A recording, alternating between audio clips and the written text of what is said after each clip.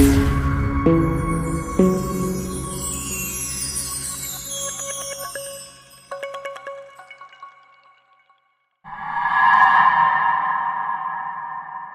گاؤں کی مسجد اکثر ویران ہی رہتی تھی، جس کی بڑی وجہ یہ تھی کہ گاؤں کے 99% لوگ جاہل اور ان پڑھ تھے، جس وجہ سے وہ آپس میں بھی اتفاق سے نہیں رہتے تھے۔ لڑائی جھگڑے آئے دن کا معمول تھا، اسی لیے گاؤں میں 2 گروپ بن گئے تھے، جس وجہ سے گاؤں کی مسجد میں کسی امام کو نہ ٹھہرنے دیتے تھے۔ امام صاحب جس پارٹی کو پسند نہ آتے وہ ان کی مخالفت شروع کر دیتے۔ بالآخر امام صاحب ان جھگڑوں سے جان بچا کر چلے جاتے۔ یہی وجہ تھی کہ مسجد میں ویرانی ہی تھی۔ امام مسجد کی غیر موجودگی میں کوئی اذان بھی نہ دیتا۔ کوئی اکا دکا آدمی ہی خدا کے خوف کے لیے آ کر نماز پڑھ لیتے تھے۔ میں جب 14 سال کا ہوا تو میں مسجد میں چلا جاتا اور اذان دینی شروع کر دیتا اور پھر اکیلے ہی نماز پڑھ کر لوٹ آتا۔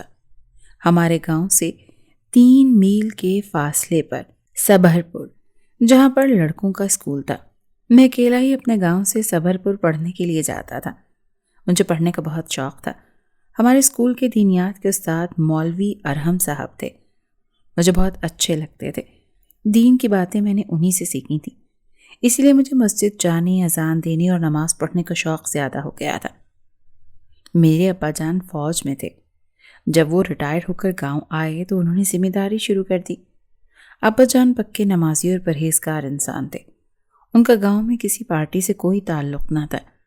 مسجد کی ویرانی دیکھ کر وہ بہت ہی رنجیدہ ہو گئے، لہٰذا انہوں نے امام مسجد کی تلاش شروع کر دی۔ وہ کسی ایسے پختہ ایمان والے امام مسجد کو لانا چاہتے تھے جو گاؤں والوں کے جھگڑوں میں نہ پڑے، بلکہ لوگوں میں اتفاق پیدا کرے اور ان کو دینی تعلیم دے کر مسجد میں آنے اور باقاعدگی سے نماز پڑھنے کی ترغیب دے اور لوگوں کے دلوں کی کدورتیں ختم کرے اور اس گاؤں کا ماحول تبدیل کر دے۔ بالآخر ابا جان ایک ایسے ہی امام مسجد کو لانے میں کامیاب ہو گئے۔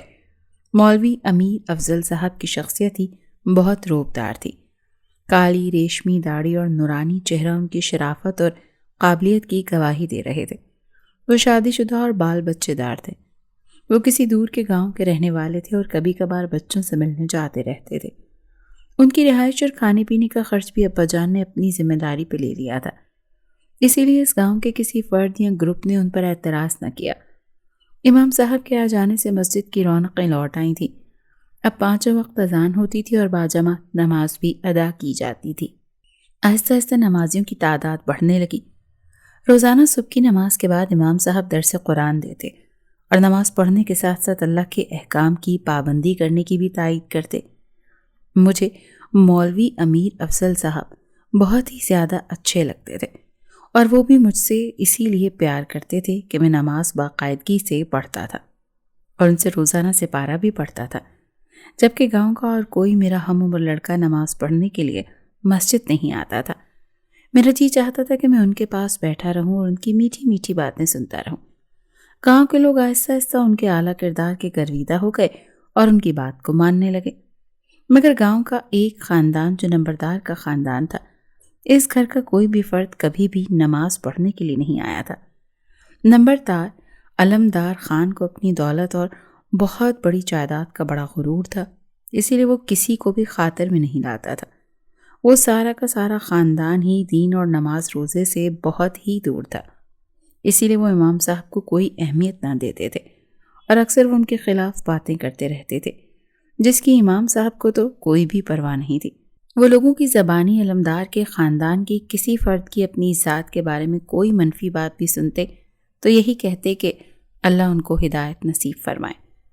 خیر چند ماہ ہمارے ہی گھر میں ٹھہرے اور اس کے بعد گاؤں والوں نے مسجد کے ساتھ ان کی رہائش کے لیے ایک کمرہ بنا دیا تو امام صاحب اس میں چلے گئے۔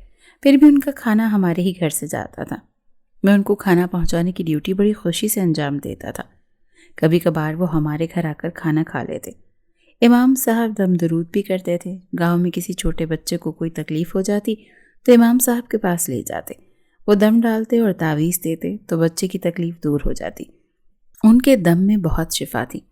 آہستہ آہستہ گاؤں کے دیگر لوگ بھی ان سے دم کروانے لگے اور تعویذ لینے کے لیے آنے لگے۔ یوں ان کا وقار اور عزت بڑھ گئی اور لوگ ان کا کچھ زیادہ ہی احترام کرنے لگے۔ امام صاحب سادگی اور شرافت کا نمونہ تھے۔ میری یہ کوشش اور خواہش بن گئی کہ میں ان کے نقش قدم پر چل کر ان جیسا ہی بن جاؤں۔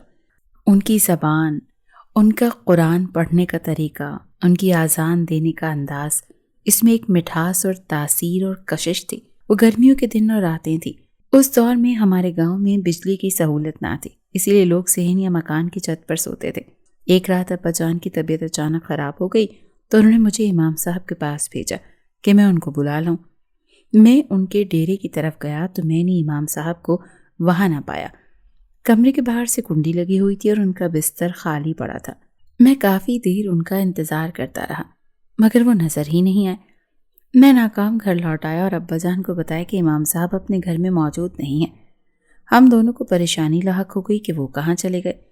خدا نہ خواستہ ان کے ساتھ کوئی حادثہ تو پیش نہیں آ گیا۔ کچھ دیر بعد پھر ان کی رہائش کی طرف گیا مگر وہ اب بھی وہاں موجود نہیں تھے۔ میں واپس گھر لوٹنے ہی والا تھا کہ ان کو میں نے گلی سے واپس مسجد کی طرف آتے دیکھا۔ میں فوراً ان کی طرف لپکا تو وہ مجھے دیکھ کر پریشان ہو گئے اور فکر مند لہجے میں بولے، کیوں احسن علی، خیریت تو ہے نا؟ میں نے انہیں ابا جان کی تکلیف کا بتایا تو وہ میرے ساتھ میرے گھر آ گئے۔ انہوں نے ابا جان کو دم ڈالنا شروع کر دیا اور جب ان کی طبیعت بہتر ہو گئی تو وہ لوٹ گئے۔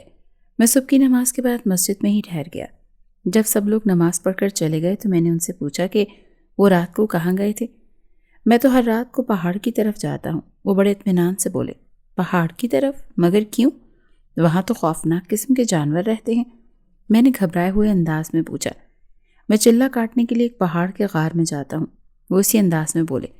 وہاں آپ کو ڈر نہیں لگتا جنگلی جانوروں سے؟ وہاں تو دن میں بھی کوئی ان کے خوف کی وجہ سے جاتا نہیں، مگر آپ رات کو وہاں چلے جاتے ہیں؟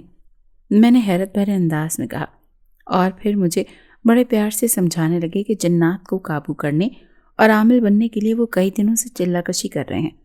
وہ اللہ تعالیٰ کا پاک کلام پڑھ کر ایک حصار قائم کر لیتے ہیں اور جب تک وہ اس میں رہتے ہیں کوئی خوفناک جانور، چرند، پرند اور حشرات اس حصار کے اندر نہیں آتے۔ میں نے ان سے اس چلے کے بارے میں مزید معلومات لیں تو پتہ چلا کہ وہ جنات کو اپنے تابع کر کے ان سے کوئی غلط کام نہیں لیں گے بلکہ ان کو لوگوں کی بھلائی کے لیے استعمال کریں گے۔ مجھے اس کام میں دلچسپی پیدا ہو گئی اور میں روزانہ ہی ان سے اس بارے میں باتیں کرتا رہتا۔ یوں میری معلومات میں اضافہ ہونے لگا تو مجھے بھی اس کام کا شوق پیدا ہو گیا اور ایک روز میں نے امام صاحب سے اپنی اس خواہش کا اظہار کر ڈالا کہ میں بھی چلہ کاٹوں گا۔ میری خواہش جان کر وہ مسکرائے اور بڑے ہی پیار بھرے انداز میں کہنے لگے کہ نہیں بیٹا، ابھی تمہاری عمر کم ہے اور تمہارا علم بھی، جب وقت آئے گا تو میں اس سلسلے میں تمہاری بھرپور مدد کروں گا۔ میں نے کہا ٹھیک ہے استاد جی، مگر ایک رات کے لیے تو مجھے ساتھ لے چلیں۔ کئی دن کی مسلسل درخواست اور ضد کے بعد وہ مجھے ایک رات کے لیے اپنے ساتھ لے جانے پر رضامند ہو ہی گئے۔ چاند کی آخری تاریخیں تھیں، موسم بدل رہا تھا، ہوا میں ہلکی سی خنکی تھی۔ رات کے 10 بجے کا وقت ہوگا۔ میں گھر والوں کو بتائے بغیر امام صاحب کے ساتھ اسی بستی کی طرف جانے لگا۔ آسمان زیادہ صاف نہ تھا، اسی لیے مدھم سی چاندنی پھیلی ہوئی تھی۔ پہاڑ کے دامن میں کافی علاقہ عجیب گھنے جنگل نما تھا جہاں سے بہت سے خوفناک جانوروں کے بولنے کی آوازیں آ رہی تھیں۔ امام صاحب ہلکی آواز میں قرآنی آیات کا ورد کر رہے تھے۔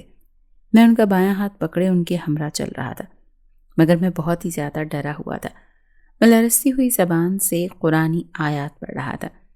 جنگل سے اوپر پہاڑ پر چڑھ کر ہم ایک بہت بڑے خوفناک سے غار میں جا پہنچے۔ وہاں امام صاحب نے ایک لکڑی کے ٹکڑے سے زمین پر ایک بڑا سا گول دائرہ بنا دیا اور پھر اس دائرے میں بیٹھ کر چلنا شروع کر دیا۔ مجھے انہوں نے ہر صورت میں خاموش رہنے کی تاکید کی اور ساتھ یہ بھی کہا کہ اگر میں اس دائرے سے باہر نکلا تو مجھے جانور چھوڑیں گے نہیں۔ کچھ ہی دیر گزری تھی کہ غار کے نیچے کچھ فاصلے پر جنگلی جانور جمع ہونا شروع ہو گئے جن میں بھیڑیا، گیدڑ، سانپ اور پتہ نہیں کون کون سے جانور تھے۔ میں تو بے انتہا خوف زدہ ہو گیا۔ پھر میں نے آنکھیں ہی بند کر لیں۔ امام صاحب کی پیٹھ سے لگ کر بیٹھ گیا اور منہ بھی پیچھے کی طرف کر لیا۔ وہ جانور زوروں سے بول رہے تھے، عجیب عجیب سی آوازیں نکال رہے تھے جو میں نے اس سے پہلے کبھی نہیں سنی تھی۔ جانوروں کی آوازیں ختم ہوئیں تو چڑیلوں کی آمد ہوئی اور وہ بھی طرح طرح کی خوفناک آوازیں نکالتی رہیں۔ امام صاحب اس رات ان کا کام ختم ہو گیا تو ہم واپس لوٹ آئے۔ میں نے واپسی پر عہد کر لیا کہ کبھی دوبارہ امام صاحب کے ہمراہ نہ جاؤں گا۔ چلہ کاٹنے کی خواہش بھی دم توڑ گئی۔ گھر پہنچا تو بخار نے آ لیا۔ 2 دن اور 2 راتیں میں بخار میں تپتا رہا۔ امام صاحب مجھ پر دم کرتے رہے اور آخر کار میں ٹھیک ہو گیا۔ امام صاحب کا پہاڑ والا چلہ مکمل ہوا تو اس کے بعد انہوں نے ایک تالاب میں رات کو 3 گھنٹے کھڑے ہو کر ایک اور چلہ مکمل کیا تو وہ عامل بن گئے۔ انہوں نے جو کچھ حاصل کرنا چاہا تھا وہ ان کو حاصل ہو گیا۔ میں ان کے ساتھ چلہ تو مکمل نہ کر سکا، مگر انہوں نے کچھ ایسا کلام سکھا دیا کہ اس کو پڑھنے سے کوئی موذی سانپ جانور میرے نزدیک نہیں آ سکتا تھا۔ گاؤں کے لوگوں کو بھی معلوم ہو گیا کہ امام صاحب چلہ کاٹ کر ایک بڑے عالم بن گئے ہیں۔ اب ان کا احترام اور وقار میں اور بھی اضافہ ہو گیا، مگر نمبردار کا خاندان پھر بھی ان کی کسی خوبی کا معترف نہ ہوا۔ بلا وجہ تنقید ان کا وتیرہ تھا جو وہ آئے دن کرتے رہتے تھے۔ امام صاحب کے پاس اب دور دور سے بھی لوگ آتے جن پر کالا جادو یا کوئی اور عمل کیا ہو۔ امام صاحب بے لوث اور بلا معاوضہ ہر ایک کا مسئلہ حل کرتے اور لوگوں کی دعائیں لیتے تھے۔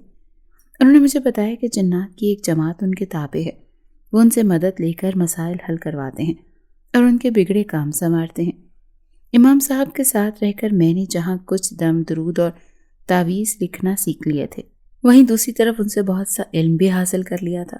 اب میں ان کے ساتھ اذان بھی دیتا، تکبیر کہنا بھی سیکھ لیا تھا۔ میں نے دینی حلیہ بھی بنا لیا تھا۔ جب کبھی امام صاحب اپنے آبائی گھر جاتے ہیں کسی ایسے مریض کو دیکھنے یا اس کا علاج کرنے کے لیے کسی دور دراز کے گاؤں جاتے تو انہیں رات وہاں گزارنا پڑ جاتی، تو میں امام صاحب کی پیروی کر کے ان کے نقش قدم پر چلنے کی کوشش کرتا۔ ایک مرتبہ ان کو جنات کی جماعت 1 ماہ کے لیے کسی ایسے علاقے میں لے گئی جہاں کے لوگ ہمارے گاؤں والوں سے بڑھ کر جاہل اور ان پڑھ تھے۔ امام صاحب نے ان لوگوں کو زندگی کا مفہوم سمجھایا، اللہ اور اس کے رسول کے فرمان کے مطابق زندگی گزارنا سکھایا، اور پھر یہ سلسلہ یوں ہی چلتا رہا۔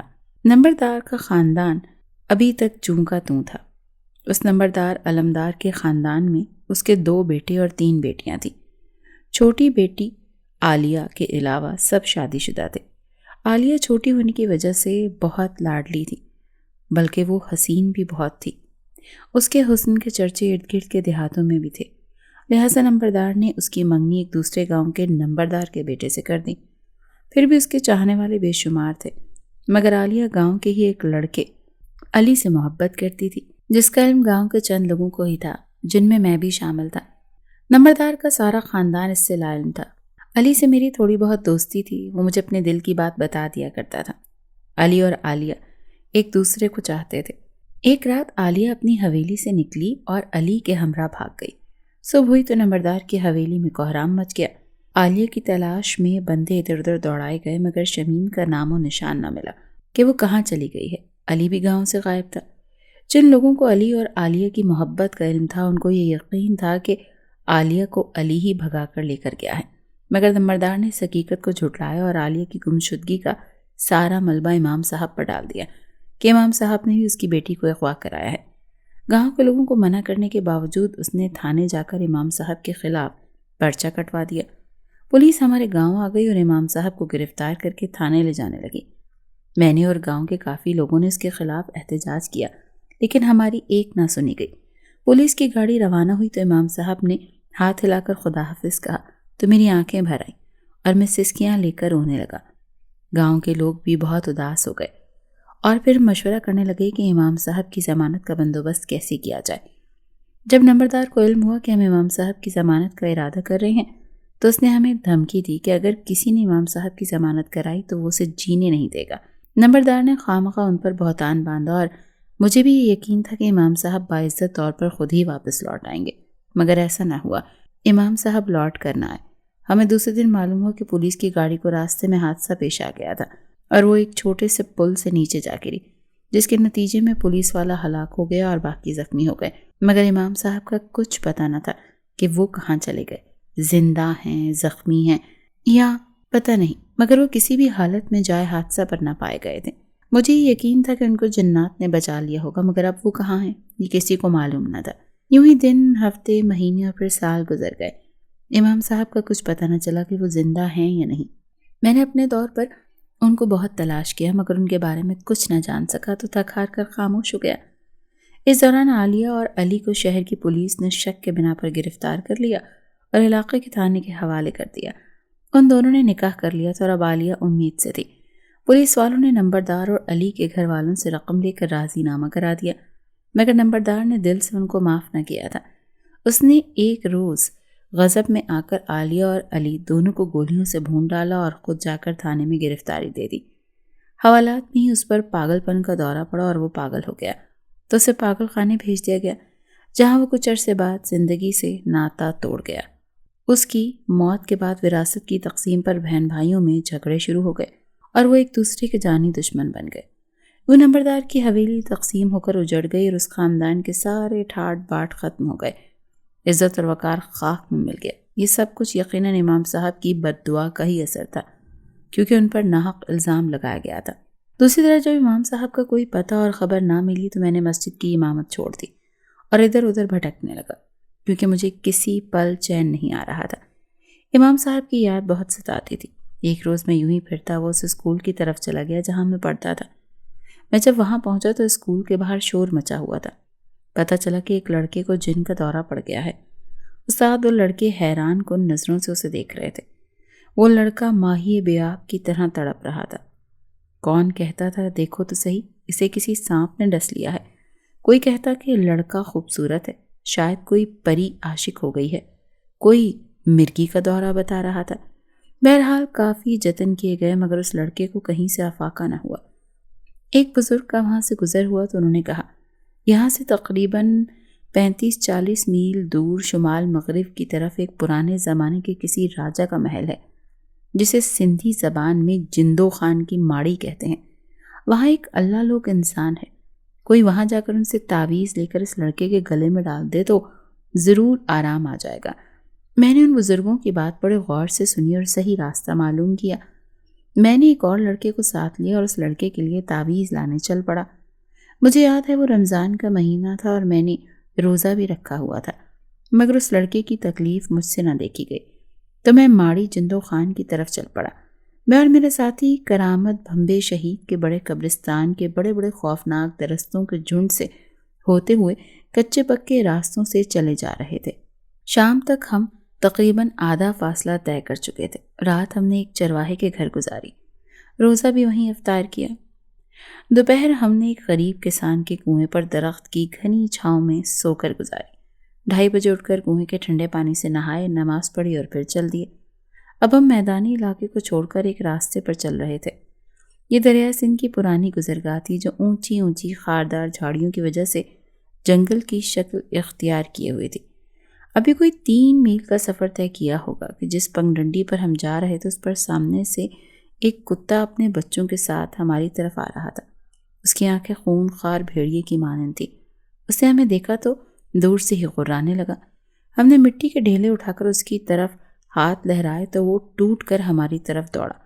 تو ہم مجبوراً راستہ چھوڑ کر مزید ڈھلان کی طرف جھاڑیوں میں جانے لگے تو وہ رک گیا اور ہم راستہ بدل کر آگے نکل گئے۔ 2 دن کی مسافت نے ہمارا بدن چور چور کر ڈالا تھا۔ خیر، اسی طرح افسردگی کی حالت میں میرا ساتھ تو دے رہا تھا میرا دوست، اور ہم چلتے چلے جا رہے تھے۔ شام کے سائے ڈھلنے شروع ہوئے تھے اور سرمئی سے اندھیرا پھیلنے لگا۔ شاید مغرب کا وقت ہونے میں ابھی کچھ دیر باقی تھی۔ ایک بار پھر ایک آفت کا سامنا ہمیں کرنا پڑا۔ کرامت ایک دم چیخا اور کانپنے لگا۔ میں نے وجہ پوچھی تو اس نے سامنے کی طرف اشارہ کیا۔ کیا دیکھتے ہیں کہ ایک بہت ہی بڑا سانپ پن پھیلائے آہستہ آہستہ ہماری طرف آ رہا ہے۔ میں سانپ وغیرہ سے ڈرنے والا نہ تھا، کیونکہ امام صاحب نے سانپوں اور دیگر موذی جانوروں کو باندھ دینے والی آیت مجھے دی تھی اور عنایت فرمائی تھی، اور اس کے ساتھ ساتھ میں یہ بھی سن رکھا تھا کہ یہاں کے علاقے کا کالا ناگ کبھی بھی اپنے حریف پر حملہ کرنے میں پہل نہیں کرتا جب تک کہ اس کو پہلے چھیڑا نہ جائے۔ بہرحال جب میں نے اسے یہ بتایا کہ میں نے اللہ تعالیٰ کے پاک کلام سے اسے باندھ دیا ہے، وہ ایک قدم آگے نہیں آئے گا، تو اس کی جان میں جان آئی اور ہم نے دوبارہ سے سفر جاری رکھا۔ ہم تیز تیز قدم اٹھاتے مسجد کے قریب پہنچ گئے۔ مسجد کی ایک منڈیر پر ایک دیا چل رہا تھا۔ نمازی مغرب کی نماز پڑھ کر جا چکے تھے۔ مسجد کے باہر ایک نلکا نظر آیا۔ ہم نے وہاں پر وضو کیا، نماز ادا کرنے کے لیے اندر داخل ہوئے۔ اندر بھی ایک ہی دیا چل رہا تھا۔ وہ مسجد بہت پرانی لگ رہی تھی، جس کی دیواریں ٹوٹ پھوٹ کا شکار ہو چکی تھی۔ لگتا تھا کہ کسی زمانے میں یہ جامع مسجد رہی ہوگی۔ نماز پڑھنے کے بعد ہم پر غنودگی سی طاری ہو گئی اور ہم نے آنکھیں بند کر لیں۔ کچھ ہی دیر گزری تھی کہ ایک کھٹکا سا ہوا اور اس کے ساتھ ہی مجھے ایک جانی پہچانی آواز سنائی دی۔ احسن علی، تم آ گئے؟ میں تمہارا ہی انتظار کر رہا تھا۔ میں نے آنکھیں کھولیں تو میں نے دیکھا میرے سامنے سفید لباس میں ملبوس میرے استاد محترم امام صاحب ہاتھوں میں کھجوروں کی ایک چنگیری لیے کھڑے تھے۔ میں فوراً اٹھا اور دوڑ کر ان سے لپٹ گیا اور پھر دیوانہ وار ان کے ہاتھ چومنے لگا۔ انہوں نے مجھے گلے سے لگایا، پیار کیا اور پھر کرامت کو بھی اسی انداز میں ملے۔ انہوں نے ہمیں کھجوریں کھانے کو کہا اور ہم نے جی بھر کر تازہ اور میٹھی کھجوریں کھائیں تو طبیعت حشاش بشاش ہو گئی۔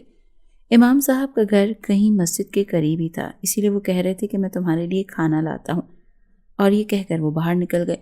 وہ تھوڑی ہی دیر کے بعد واپس آئے۔ وہ باجرے کی روٹیاں اور مرغی کا سالن لائے تھے۔ ہم نے جی بھر کر کھانا کھایا۔ ہم کھانا کھا چکے تو وہ برتن لے کر باہر نکل آئے۔ وہ پھر عشاء کے وقت آئے اور مجھے اذان دینے کو کہا۔ میں نے اذان دی اور پھر انہوں نے جماعت کرائی۔ میں حیران تھا کہ مسجد میں ہم دونوں کے علاوہ اور کوئی بھی نمازی نہ تھا۔ میں نے نماز ادا کرنے کے بعد ان سے اس بارے میں بات کرنا چاہی تو وہ کہنے لگے، احسن علی، اس وقت تم لوگ مسجد میں ہی آرام کرو کیونکہ تم لوگ تھکے ہوئے ہو۔ میں تمہارے ذہن میں جنم لینے والے سوالات کے جوابات تمہیں کل دوں گا۔ یہ کہہ کر وہ مسجد سے باہر چلے گئے اور کرامت مسجد میں ہی سو گیا۔ سحری کے وقت بھی امام صاحب ہمارے لیے کھانا لائے اور ہم نے سحری کی، اور اس کے بعد وہ کہنے لگے، تمہیں ابھی میرے پاس ہی رہنا ہے۔ میں کرامت کو تعویذ دے کر بھیج دیتا ہوں کیونکہ مجھے معلوم ہے کہ تم لوگ کس کام کے لیے آئے ہو۔ لہٰذا انہوں نے کرامت کو تعویذ دیا اور کہا کہ اب تم چلے جاؤ۔ کرامت مطمئن ہو کر تعویذ لے کر روانہ ہو گیا تو امام صاحب مجھ سے مخاطب ہوئے اور کہنے لگے، یہاں تمہیں میں نے ہی بلوایا ہے کیونکہ تم میرے بغیر بہت اداس تھے۔ میں تم سے بے خبر نہ تھا، جو تمہاری تنہائی اور بے چینی کا احساس تھا تبھی تمہیں یہاں پر لایا ہوں۔ تم یقیناً یہ جاننے کے لیے بےتاب ہوگے کہ پولیس کی گاڑی کو حادثہ کیسے پیش آیا اور میں کیسے بچ گیا۔ تو سنو، جب پولیس والوں نے مجھے گرفتار کیا تھا تو مجھے یقین تھا کہ میں بے گناہ ہوں اور میں بچ جاؤں گا۔ یہ لوگ مجھے تھانے پہنچنے سے پہلے ہی رہا کر دیں گے۔ پھر ایسا ہی ہوا۔ ان لوگوں نے تو مجھے رہا نہ کیا مگر میرے موکلات نے مجھے بچا لیا۔ تمہیں معلوم ہی ہوگا پولیس وین کو حادثہ پیش آ گیا۔ مجھے نہیں معلوم کہ ان لوگوں کا کیا بنا مگر میرے موکلات مجھے وہاں سے بچا کر اس بستی اور مسجد میں لے آئے اور مجھے بتایا کہ آپ کو ویسے بھی ہم نے یہاں ہی لانا تھا کیونکہ یہ بستی ویران اور برباد ہو چکی ہے، مسجد بھی اجڑ رہی ہے۔ آپ نے اس بستی میں مسجد کو آباد کرنا ہے۔ میں نے جب اس مسجد اور بستی کی ویرانی دیکھی تو میں بہت دکھی ہو گیا اور میں نے یہیں رہنے کا فیصلہ کر لیا۔ امام صاحب مجھے مسجد سے باہر لے آئے اور انہوں نے بستی کا دورہ کرایا تو بستی کی ویرانی دیکھ کر میں دکھی نہیں بلکہ خوفزدہ ہو گیا۔ گھروں کے دروازے کھلے ہوئے تھے جن پر دیمک لگی ہوئی تھی۔ جا بجا جنگلی جانداروں کے قدموں کے نشانات تھے۔ کئی مکانات منہدم ہو چکے تھے، بس کھنڈرات کے نشانات باقی تھے۔ کئی گھروں کی دیواریں جگہ جگہ سے ٹوٹی ہوئی تھی۔ ایسا لگ رہا تھا جیسے یہ بستی بھوت پریتوں کا مسکن ہے۔ جا بجا چمگادڑیں لٹکی ہوئی تھی۔ ابابیلوں کا شور کان برداشت نہیں کر پا رہا تھا۔ کئی گھروں میں سانپوں کا مسکن تھا۔ درختوں پر استہے لٹکے ہوئے تھے جن کو دیکھ کر میں سکتے میں آ گیا۔ امام صاحب نے مجھے تسلی دیتے ہوئے بتایا کہ یہاں دن دہاڑے جنات اور بدروہیں ناچتی اور شور مچاتی رہتی ہیں۔ رات کے اندھیرے میں چڑیلیں چیختی اور چلاتی ہیں۔ ارد گرد کے دیہاتوں کے لوگ اس طرف آنے سے خوف کھاتے ہیں اور کانوں کو ہاتھ لگاتے ہیں، مگر میں یہاں اکیلا رہ رہا ہوں۔ امام صاحب اور بھی بہت کچھ بتا رہے تھے مگر میں اتنا خوفزدہ ہو گیا تھا کہ اب ان کی بات میرے کانوں میں نہیں بڑھ رہی تھی۔ مسجد کے ساتھ ہی ان کا کمرہ تھا۔ وہاں پہنچ کے میں نے سکھ کا سانس لیا اور پھر امام صاحب سے پوچھا کہ ارد گرد کی بستیاں صحیح سلامت ہیں مگر یہ بستی کیوں برباد ہوئی؟ تو انہوں نے مجھے بتایا کہ یہ بستی بھی کبھی صحیح سلامت تھی اور ان تمام بستیوں سے بڑی تھی۔ ارد گرد کے لوگ یہاں خریداری کرنے کے لیے آتے تھے۔ اس وقت ہندوستان کی تقسیم نہیں ہوئی تھی۔ یہاں مسلمان اور ہندو مل کر اتفاق اور پیار محبت سے رہتے تھے۔ ایک دوسرے کے گھروں میں آنا جانا تھا۔ دکھ سکھ میں سبھی شریک ہوتے تھے۔ بستی کی فضا خوشگوار تھی۔ بستی کے ایک شخص فضل کریم کی بیٹی تھی۔ فضل کریم درزی کا کام کرتا تھا اور ماہر کاریگر مانا جاتا تھا۔ وہ مردانہ ہی نہیں زنانہ کپڑے بھی سیتا تھا۔ غزل بہت ہی خوبصورت اور جوان تھی، معمولی پڑھی لکھی تھی۔ وہ ایک ہندو لڑکے راجندر کمار سے محبت کرتی تھی۔ دونوں چوری چھپے ملتے بھی رہتے تھے۔ غزل محبت کے معاملے میں مخلص اور سنجیدہ تھی اور راجندر کو دل و جان سے چاہتی تھی۔ وہ چاہتی تھی کہ راجندر مسلمان ہو جائے تو وہ ان سے شادی کر لے۔ راجندر نے اس کو یقین دلایا تھا کہ وہ اس کی خاطر مسلمان ہو جائے گا، مگر اس کے من میں کھوٹ تھا۔ وہ غزل سے سچی محبت نہیں کرتا تھا۔ اس کی محبت ہوس آلودہ تھی، مگر غزل کو اس چیز کا احساس نہ تھا۔ راجندر نے نہ جانے اس پر کیا جادو کر ڈالا تھا کہ وہ آنکھیں بند کر کے اس کی ہر بات مانتی تھی۔ راجندر ایک پجاری کا بیٹا تھا۔ ایک روز غزل کو اپنی محبت کا جھانسا دے کر مندر میں لے گیا۔ اس وقت مندر میں کوئی نہ تھا۔ راجندر نے وہاں مندر میں ہی غزل کو بے آبرو کر ڈالا۔ غزل بہت روئی تڑپی مگر اس کو ترس نہ آیا۔ غزل لٹی پٹی گھر آئی اور گھر والوں کو اپنے لٹنے کی داستان سنائی اور اس کے ساتھ ہی زہر کھا کر خودکشی کر لی۔ بستی میں یہ خبر پھیلی تو مسلمانوں کے جذبات بھڑک اٹھے۔ ہاتھا پائی سے بڑھ کر فساد پر آ گئی بات۔ کئی لوگ زخمی ہوئے اور بات تھانے تک جا پہنچی۔ تھانے دار ایک ہندو لال بنسی تھا۔ اس نے ہندوؤں کی حمایت کرنی تھی۔ کئی مسلمان نوجوانوں کو گرفتار کر کے حوالات میں بند کر دیا اور بالآخر راضی نامے پر بات ختم ہوئی۔ فضل کریم یہ دکھ برداشت نہ کر سکا اور زندگی سے ناتا توڑ لیا۔ فضل کریم کی موت پر مسلمانوں کو بہت دکھ ہوا مگر اس بار انہوں نے صبر سے کام لیا۔ راجندر کمار خوف کے مارے بستی چھوڑ کر شہر میں اپنے رشتہ داروں کے پاس چلا گیا کیونکہ اسے ڈر تھا کہ مسلمان اس کو اس کے جرم اور ظلم کی سزا ضرور دیں گے۔ بابر جہاں غزل کا پھپھی زاد تھا۔ وہ غزل کو پسند کرتا تھا اور غزل کی شادی بھی اسی سے ہونی تھی۔ یہ فیصلہ ان کے والدین نے بہت عرصہ پہلے کر لیا تھا، اسی لیے اب بابر جہاں کو کسی پل بھی چین نہ تھا۔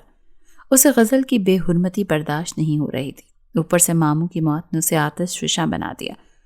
وہ ہندوؤں اور خاص کر راجندر کمار سے بدلہ لینے کی ترکیبیں سوچنے لگا۔ اس نے بظاہر کسی رد عمل کا اظہار نہ کیا اور خاموشی سے اپنے منصوبے پر عمل کرنے لگا۔ سیتا ایک ہندو سیٹھ شام کی بیٹی تھی۔ حسن اور رعنائی میں وہ ثانی نہ رکھتی تھی۔ ادھر بابر جہاں بھی کم نہ تھا۔ وہ مردانہ وجاہت کا نمونہ تھا۔ بابر جہاں نے سیتا کا قرب کسی نہ کسی طریقے سے حاصل کر لیا۔ وہ ماضی کو بھول کر ایک دوسرے کی محبت کا دم بھرنے لگے۔ سیتا دل و جان سے بابر جہاں کو چاہتی تھی مگر بابر جہاں تو صرف اس سے بدلہ لینا چاہتا تھا۔ غزل کی موت اور رسوائی کا بدلہ، انتقام اور نفرت نے بابر جہاں کو اندھا کر ڈالا۔ وہ اچھائی اور بھلائی کی تمیز بھلا بیٹھا۔ وہ یہ بھی بھول گیا کہ وہ مسلمان ہے اور اس کی منگیتر مندر میں بے آبرو ہوئی تھی۔ وہ تو سیتا کو مسجد تک لے آیا کیونکہ سیتا نے اس سے کہا تھا کہ وہ اس کی خاطر مسلمان بھی ہونے کو تیار ہے۔ وہ مسجد تک آئی بھی اسی نیت سے تھی مگر بابر جہاں کے من میں کھوٹ تھا۔ وہ سیتا کو مسجد کے اندر لا کر اس کے ساتھ وہی سلوک کرنا چاہتا تھا جو غزل کے ساتھ راجندر نے کیا تھا۔ اس کا انتقام اسے اس مقام تک لے آیا تھا کہ وہ مسجد کا تقدس بھی بھول گیا۔ مگر وہ بھول گیا تھا کہ مسجد تو خدا کا گھر ہے، وہ خدا جو اس زمین کے ذرے ذرے کی حرکت سے واقف ہے۔ وہ کسی کا محتاج اور عاجز نہیں ہے۔ وہ کبیر ہے، وہ رحمان ہے، رحیم ہے، مگر وہ جبار اور قہار بھی ہے۔ وہ بھلا یہ کیسے برداشت کرتا کہ کوئی حقیر سا انسان اس کے گھر کی بے حرمتی کرے؟ قہر خداوندی کو جوش آیا۔ سیتا اور بابر جہاں کے قدم مسجد کے دروازے کے سامنے رک گئے۔ یوں لگا جیسے وہ پتھر کے ہو گئے۔ پھر دیکھتے ہی دیکھتے زوردار ہوا چلی جس نے طوفان کی شکل اختیار کر لی۔ پل بھر میں آسمان سیاہ بادلوں سے بھر گیا اور پھر خدا کا قہر ٹوٹا کہ جیسے قیامت آ گئی ہو۔ پوری بستی اس کی لپیٹ میں آ گئی۔ ایسا مٹی ریت کنکروں کا طوفان تھا جس نے کوئی ذی روح کو بھی زندہ نہ چھوڑا۔ سانس لینے والی چیز ناپید ہو گئی۔ وہ قیامت تھی یا زلزلہ، سوائے اس مسجد کے کوئی بھی عمارت سلامت نہ رہی۔ مسجد بھی زخمی ہوئی۔ کچھ عرصہ تو ارد گرد کی بستیوں کے لوگ بربادی کی یہ تصویر دیکھنے کے لیے آتے رہے مگر پھر آہستہ آہستہ لوگوں نے ادھر کا رخ کرنا ہی چھوڑ دیا کیونکہ یہاں بدروحوں کا راج ہو گیا تھا۔ حشرات الارض اور جنگلی جانوروں نے یہاں کا بسیرا کیا تو لوگ یہاں آنے سے خوف کھانے لگے۔ اب کوئی بھول کر بھی ادھر نہیں آتا ہے۔ کئی برس تک اس مسجد میں اذان کی آواز نہ گونجی تھی کیونکہ لوگ بستی کی طرف ہی نہیں آتے تھے تو مسجد میں کون آتا؟ چونکہ مسجد اللہ کا گھر ہے اسی لیے اس کی حفاظت بھی وہی کر رہا تھا۔ مسجد میں کسی جنگلی جانور، چرند پرند، جنات اور چڑیلوں نے بسیرا نہ کیا کیونکہ رات کو مسجد کے وقت مسجد کے اندر تلاوت کی آواز آتی تھی۔ کبھی رونے اور سسکیاں لینے کی آواز بھی آ جاتی تھی۔ میں بھی اس راز کو نہیں سمجھ سکا مگر جب میں نے یہاں کر بسیرا کیا اور یہاں رہنے کی ٹھان لی اور مسجد میں 5 وقت اذان کی آواز گونجنے لگی تو پھر مسجد کے اندر سے تلاوت کی آواز بند ہو گئی کیونکہ اب میں خود تلاوت اونچی آواز میں کرتا تھا۔ اب کسی کے رونے اور سسکنے کی آواز بھی نہیں آتی تھی۔ مجھے نہیں معلوم ہو سکا کہ وہ رونے اور سسکنے کی آواز والے کون تھے۔ کیا وہ سسکیاں سیتا اور بابر جہاں کی تھیں یا پھر غزل کی؟ میں یہ نہیں جان سکا۔ میں اب دن رات اس مسجد کو آباد کرنے میں کوشاں ہوں۔ میرے موکل میرے ہمراہ ہیں، وہ میرا ساتھ دیتے ہیں، میرا خیال رکھتے ہیں۔ میں اب اس ویران بستی میں بلا خوف و خطر گھومتا ہوں، مجھے کوئی بھی چیز نقصان نہیں پہنچاتی۔ یہ تم نے اپنی آنکھوں سے دیکھ لیا۔ میں اب ارد گرد کے دیہاتوں کی طرف جاتا ہوں اور لوگوں کو دعوت دیتا ہوں کہ وہ آئیں اور مسجد اور بستی کو آباد کریں، مگر لوگ اس طرف آنے سے خوف کھاتے ہیں۔ احسن علی، اب تم آ گئے ہو تو اب ہم دونوں مل کر اس نیک کام کا آغاز نئے سرے سے کریں گے۔ پہلے ہم مسجد آباد کریں گے، مسجد آباد ہو گئی تو بستی بھی آباد ہو جائے گی۔ امام صاحب نے بات ختم کی تو میں نے ان سے کہا، آپ فکر نہ کریں استاد جی، میں اب یہیں رہوں گا، آپ کے پاس اور آپ کے ساتھ قدم ملا کر چلوں گا۔ ہم اللہ کا گھر آباد کر کے رہیں گے، اب یہی ہماری زندگی کا مشن ہوگا۔